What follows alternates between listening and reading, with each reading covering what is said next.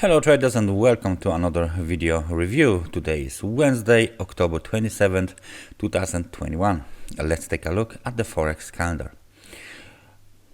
The key data from Australia had been released overnight in form of the Consumer Price Index for the third quarter.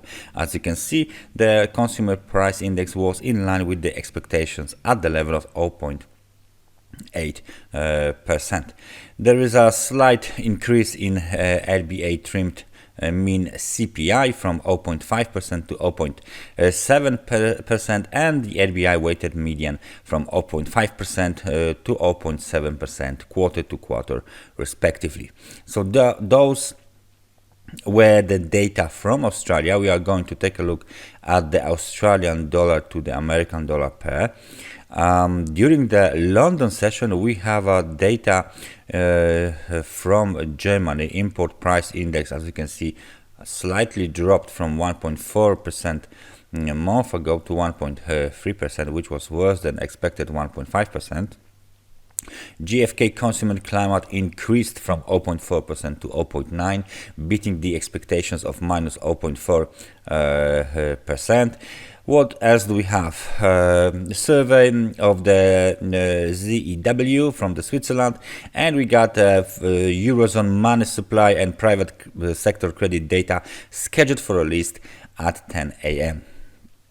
Much more important data are scheduled for release during the New York session. We have overnight rate and Bank of Canada rate statement together with the monetary policy report and press conference. As you can see here, the overnight rate from Canada is expected to stay unchanged at the level of 0.25%. So we'll see how about that. And the crude oil inventories at half past 4. We got the annual budget from the UK scheduled for release at 2:30. Very important data as well. And we got durable good orders and goods trade balance from the US scheduled for release 2:30 as well. So plenty of data during the New York session. So we will definitely take a look at the Australian dollar, Euro dollar, American dollar to Canadian dollar, and of course we take a look at the pound. So let's start with the Australian dollar. Recently we have hit the 100% market geometry projection at 7,537 pips. As you can see, after the hit, there was a bearish reaction here. So we have a bearish engulfing pattern, but 4 days in a row, the market is rising. Again, despite the fact that the market conditions are extremely overbought. So it looks like this pair is going to make some kind of a correction soon. Australian dollar to American dollar is still in a downtrend, as you can see here. This last move to the upside is just merely a kind of a bounce. Moreover, it's a free wave bounce. As you can see, we got the wave A, wave B, wave C. We got the wave A is equal to the wave C. So that's a clearly technical market here in the Australian dollar. If there is no strong reaction at the level of 7,537, I'm talking about the bearish reaction, then we can expect an extension of this move up towards the level of 7,588 or even 7,648, 6,080. So Australian dollar, ABC correction done. We are waiting for make or break decision by the bulls. Of course, because they are right now ruling, they are just in control of the Australian dollar pair. Let's take a look at the Canadian dollar, the key pair that will be influenced today. Kind of a similar situation on the Canadian dollar. We have a ABC pattern here. As you can see, 3 waves down. The last down wave was the wave C, and it ended at the level of 1.2287.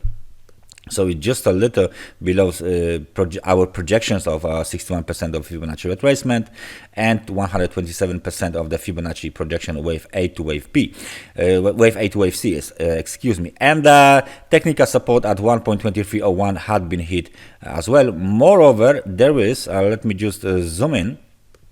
There is kind of a bullish engulfing pattern here, but not really. There is a follow through this pattern. We have a bounce, but it's not really anything strong in case of a momentum. We got of course extremely oversold market conditions. Momentum is low, is negative, but the bounce went towards the level of 38 points, so it's not that bad, but we still plenty of space below the level of 50, which is the neutral level. In order to regain the momentum to the upside, bulls must break above 1.2422 and 1.2490.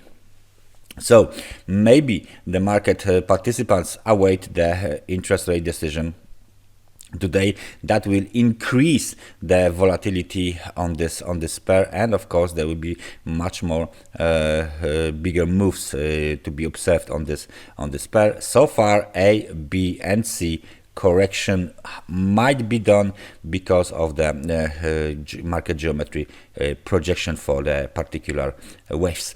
What is going on the euro dollar? Let's take a look because of US data. As you can see, the level of 1.1662 had been the key short-term technical resistance for the market participants. The price get rejected and moved below the technical support at 1.1604. Right now we got the new low 1.1585, and we are getting closer to the level of 1.1524, which is the low from the 12th of the October. If we get there, then of course in that situation the next target might be the 50% Fibonacci retracement 1.1497 or the technical support 1.1501, but they are so close together that it's very hard to say which one will be much more busier during the down move. So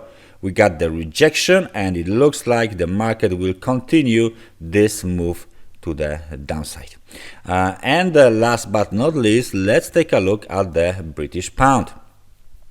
The British pound had bounced and broke above this channel, as you can see here, the golden channel.